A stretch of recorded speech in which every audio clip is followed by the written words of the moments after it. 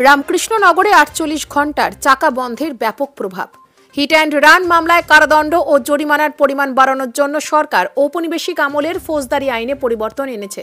নতুন আইন অনুযায়ী এখন থেকে যেসব চালক দুর্ঘটনা ঘটিয়ে পালাবে এবং দুর্ঘটনার খবর দেবেন না, তাদের সর্বোচ্চ 10 বছরের কারাদণ্ড হতে পারে। নতুন আইন অনুযায়ী দুর্ঘটনায় কোনো ব্যক্তি মারা গেলে চালকের 7 বছরের কারাদণ্ড ও জরিমানা দিতে হবে।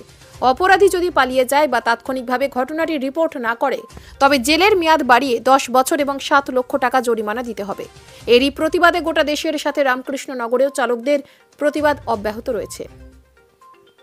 রামকৃষ্ণনগর থেকে শ্যামল আচার্যের রিপোর্ট, নিউজ অবিকল। আমার নাম শিবাস দাস। আমরা দেখো, আমরা সবাই মিলিয়ে আমরা গাড়ি ঘুরে চালাই।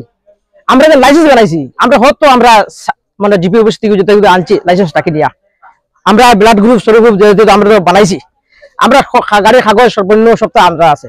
ওখান যে আমরা যে সরকারটা মনে করো, সরকারে আমরা কইছেন কি 10 লাখ টাকা আমরা দিতে লাগে আর 10 বছরের জেল।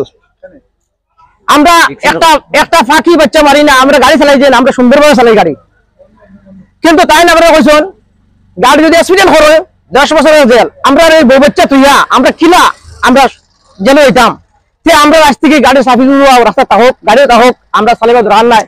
আমরা কোনো একটা ব্যবসার লাইনও নাই, যে সরকারটা আমরা দেশে আইছো এই সরকার কোনো লাইনও নাই।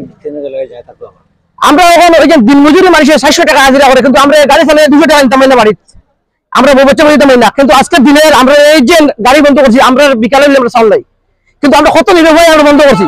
আমরা ড্রাইভার ঘুরে ড্রাইভার এরকম করিয়া এত অফার ধরলাম নি, কিভাবে অফার ধরলাম? কিন্তু আমরা লাইসেন্স দিতে না, কিচ্ছু দিতে না, আমরা বাইক থাকতাম। হ্যাঁ, বা আমরা দেখতে আসলে আমরা পড়ালেখা আছে কি না আছে, লাইসেন্স অভিজ্ঞতা লাগে, তো এই লাইসেন্সটা অভিজ্ঞতার মধ্যে তাই আজকে আমরা সম্পূর্ণ অবস্থা আছে, সব পর্যন্ত লাগে, আমরা অবস্থাতে মেনটেন করি।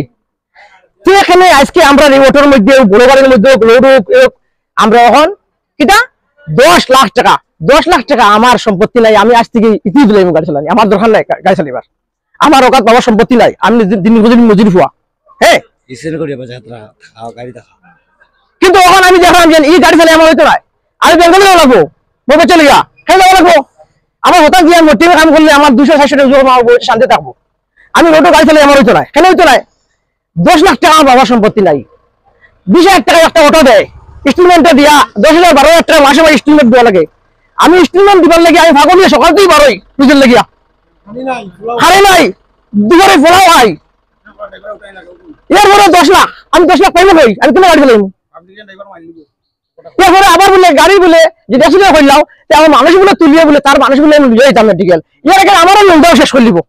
তো এখন আমার তো বউ বেকার, ফের আমার আপনি গুন্ড করে আপনি বাড়ি নেই, আমার সুন্দর বুদ্ধি।